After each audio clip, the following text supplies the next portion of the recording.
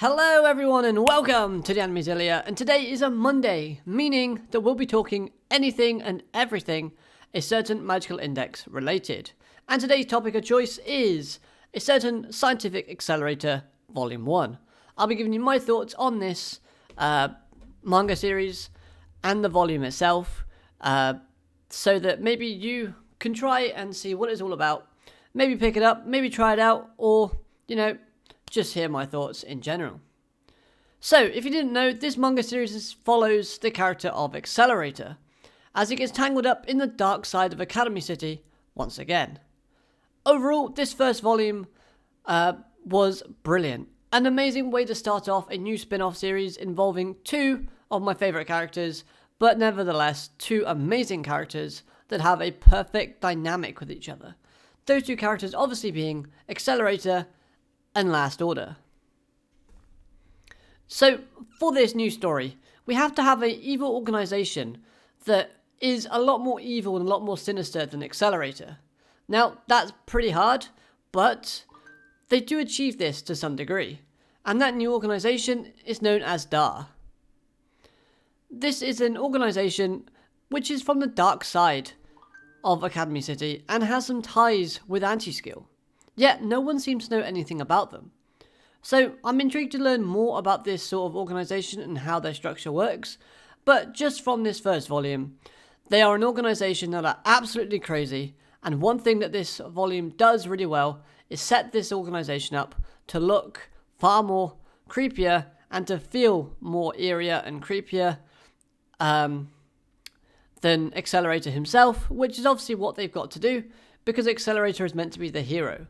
He's more of an anti-hero, yes, but this company, this organisation, DAR, they are some sick-minded, twisted individuals.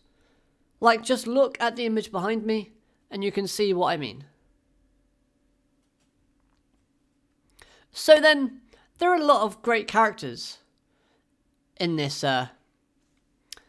volume. Now, let's take a look and see which characters appear. So first of all, let's talk about Accelerator. Now, one thing we have to note is that, judging by my perception and the way I sort of see things proceeding, it looks like this manga is based at the end of Index 1, but before the events of Index 2.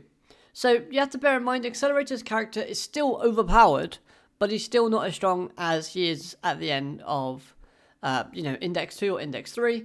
So we have to bear that in mind. However, this volume does a brilliant job of showcasing his power. After all, they love to make the announcement and the point of reference that basically Accelerator has had brain damage, and he shouldn't be as strong as he, once was. He's fallen off his pedestal from being the strongest in Academy City, but no, he does a great job of basically proving him wrong and showing that he is still got that badass drive.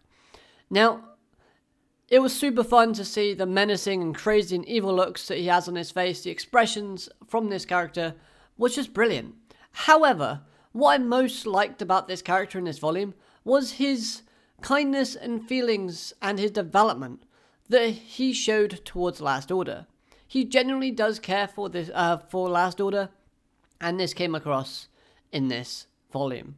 He just wants her to be safe, happy, and to live a normal life. He doesn't lash out at her, and there is one panel where he basically gets food thrown in his face from her, and he just, calmly gets ticked off, but just walks away. And at the end of the day, we're seeing his development. We're seeing a character who was all about himself, all about just becoming strong and wanting power, and now he's a character that wants to protect. He wants to make sure someone else is better off than he is. And I love to see that kind of development from this character, and this volume does that brilliantly. Now, speaking of Last Order, she in this volume was just a joy. As she always is, she is one of my favourite Index characters from the franchise, and this volume makes her look super adorable, and her personality helps to live up this chapter towards the end, after having such a dark, serious theme throughout the beginning of this volume. And if you bundle in all of the comedy, and all of the expressions that she makes, it brings a lot of fun and joy to the reader, as in myself. The art style that they've given this character is just brilliant, and the connections that she has and shows between herself and Accelerator are just great.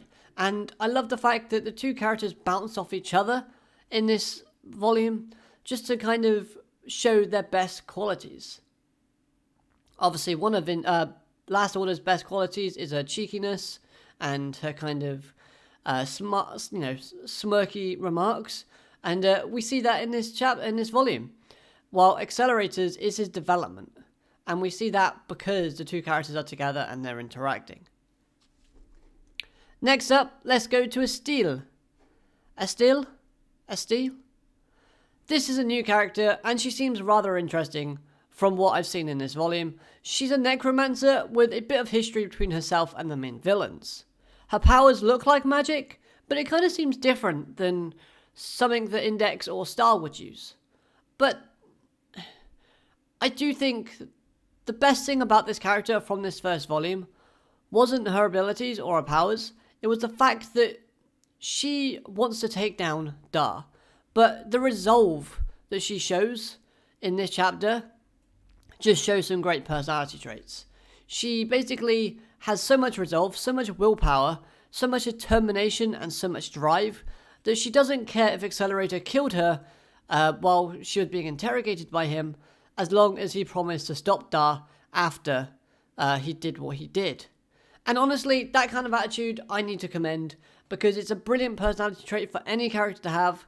And when you're introducing a new character like this into the story, then you've got to make her appealing. You got to make them enjoyable, and they've certainly did that. She has a great design, and we do see the character in all of her glory in this chapter. So be careful of that. And I'm interested to learn more about her powers, more about her backstory, and we'll see what she's like going forward. Now we get into the kind of more eviler, sinister sort of characters. And this is Higashi? Not a lot known is about this character, except that he seems to be a scientist that is working with Dar at the moment, and he seems to love creating machines / mechs. And he uses corpses of other espers to power them, which is just sickening and barbaric, if I'm honest with you, which obviously helps to build up the main evil organization known as Dar, and this character as being evil, being sinister. But at the same time, this character and everyone else in Dar are just complete hypocrites, because they're like, we're cleaning up the city because of justice. What we're doing is justice, and yet they're basically dragging dead bodies and sticking them in robots to fight off other people, cleaning the darkness, as they put it. But you know what? He seems like a okay character from this first volume, but maybe we can learn more about him moving forward, and he might have a decent backstory to help his character grow a bit more. We also learn about a character called Harumi, which nothing is shown or said about this character, except that there's a connection between herself, Higashi, and Estelle. So what that's all about, I suppose they're going to kind of elaborate that further in volume 2 or 3. But you know what? I kind of want to know right now, but I guess I'm going to have to wait. So, if you're looking for a new manga series with some amazing artwork, great choreography, and just very aesthetically pleasing images, like I can pull up any page and it's kind of deleted half of it, but it just looks awesome. Then, obviously, you've also got both the dark side themes and the comedy value. You've also got, just the character building and the development in general. Then I would highly recommend for this manga series, for anyone to read it. If they're a fan of Index as a franchise, then they're going to love this series. Or if you're new to it and you just want a badass character destroying stuff and a dark themed with some great comedy, then by all means, jump on in, have some fun reading this, and let me know all your thoughts down in the comment section. However, bear in mind that this is a series targeted towards the more mature audience, as they do use some bad language and adult images. Plus, obviously, like I said, the dark themes that, might be a bit disturbing to some people. So, with all that being said and done, I thoroughly enjoyed it. I would recommend it for anyone wanting to just jump in and read Volume 2 right now, but you'll have to wait until next week for my thoughts on that one. So, if you're not subscribed yet, make sure you're subscribed so you don't miss any content from me. I do other anime videos and index stuff on a weekly basis. So, with all that being said, hope you've enjoyed this video. If you did, consider hitting that like button, subscribe if you're new so you never miss a video from me. And until next time, I hope you have an amazing day, and I'll catch you next time. Arigato, matane.